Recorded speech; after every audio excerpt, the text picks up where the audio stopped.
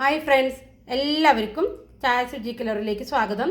അപ്പോൾ ഇന്ന് നോമ്പ് തുറയ്ക്ക് വേണ്ടിയിട്ട് ഞാനൊരു നല്ലൊരു റിഫ്രഷിംഗ് ആയിട്ടുള്ള ജ്യൂസാണ് കൊണ്ടുവന്നിട്ടുള്ളത്. മൂസമ്പിയുടെ ജ്യൂസ് എല്ലാവരും ട്രൈ ചെയ്ത് നോക്കണം. വളരെ എളുപ്പമാണ്, നിങ്ങൾക്ക് അറിയാൻ തന്നെയായിരിക്കും. പക്ഷേ ഇത് എൻ്റേതായിട്ടുള്ള ഒരു വെറൈറ്റിയിലാണ് ഞാൻ ചെയ്തിരിക്കുന്നത്. എല്ലാവരും കണ്ട് ഇഷ്ടമായി ലൈക്ക് ചെയ്യണം. ഈ ചാനൽ ആദ്യമായിട്ടാണ് കാണുന്നതെന്ന് വെച്ചിട്ടുണ്ടെങ്കിൽ ഒന്ന് സബ്സ്ക്രൈബ് ചെയ്യണം. അതുപോലെ തന്നെ ഷെയർ ചെയ്യാനും മടിക്കരുത് കേട്ടോ. അപ്പം നമുക്ക് നോക്കാം എങ്ങനെ ഉണ്ടാക്കേണ്ടതെന്നുള്ളത്.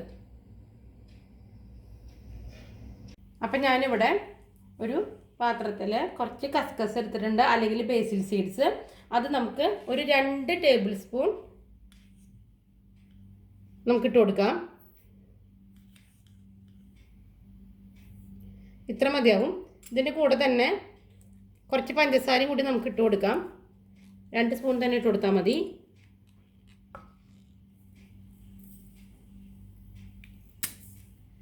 എന്നിട്ട് നമുക്ക് ഇത് കുറച്ച് വെള്ളം ഒഴിച്ചിട്ട് കുറച്ച് നേരം കുതിരാൻ വെക്കണം.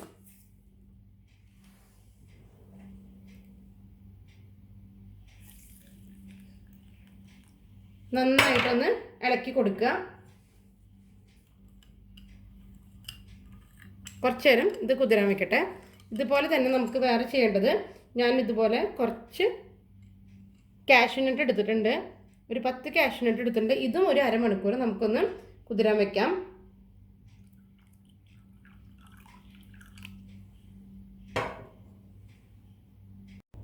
അപ്പോൾ ഞാനിവിടെ മൂസമ്പിയാണ് എടുത്തിരിക്കുന്നത്. നമുക്കൊരു 3 മൂസമ്പി നന്നായിട്ട് തൊലിയൊക്കെ കളഞ്ഞ് കട്ട് ചെയ്തെടുക്കണം.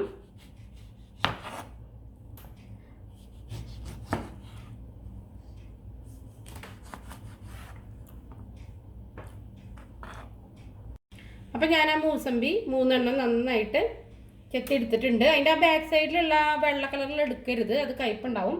ഇനി നമുക്കിതൊരു മിക്സിയുടെ ജാറിലേക്ക് ഇട്ട് കൊടുക്കാം.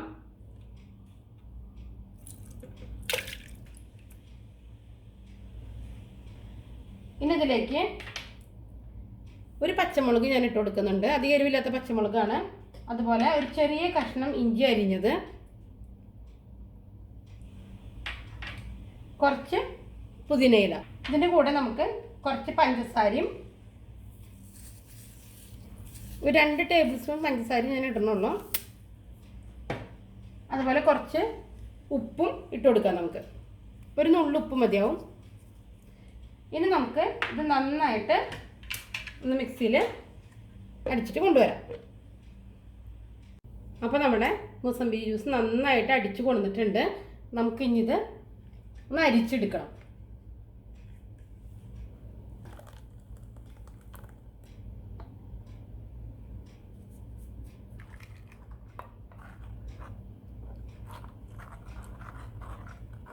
അപ്പോൾ നന്നായിട്ട് ജ്യൂസ് മാത്രമായിട്ട് നമ്മൾ എടുത്തിട്ടുണ്ട്. ഈ കൊട്ട നമുക്ക് ഇനി കളയാൻ നമുക്ക് ആവശ്യമില്ല.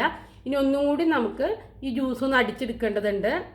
അപ്പോൾ നമുക്കിത് നമ്മുടെ മിക്സിയുടെ ജാറിലേക്ക് ഒഴിച്ചു കൊടുക്കാം.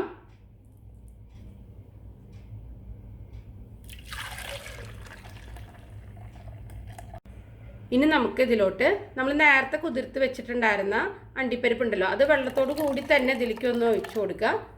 കാരണം ഇത് നന്നായിട്ട് നമുക്കൊന്ന് ബ്ലെൻഡ് ചെയ്തെടുക്കണം. അതുപോലെ തണുത്ത വെള്ളം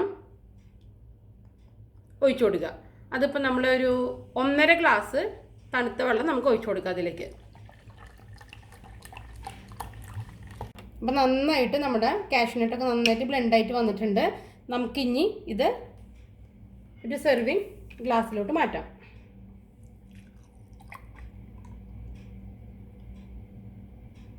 വളരെ എളുപ്പമാണ്.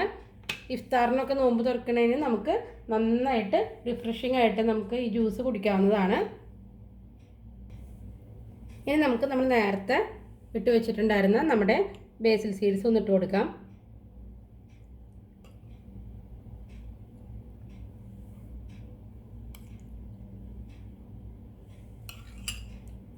അതുപോലെ തന്നെ 2 ഐസ് ക്യൂബും ഇട്ട് കൊടുക്കുക. എല്ലാവരും അപ്പോൾ തയ്യാറാക്കി നോക്കണം. വളരെ എളുപ്പമാണ്. അപ്പോൾ ഇനി വേറെ ഡിഷുമായിട്ട് നാളെ കാണാം. ബൈ.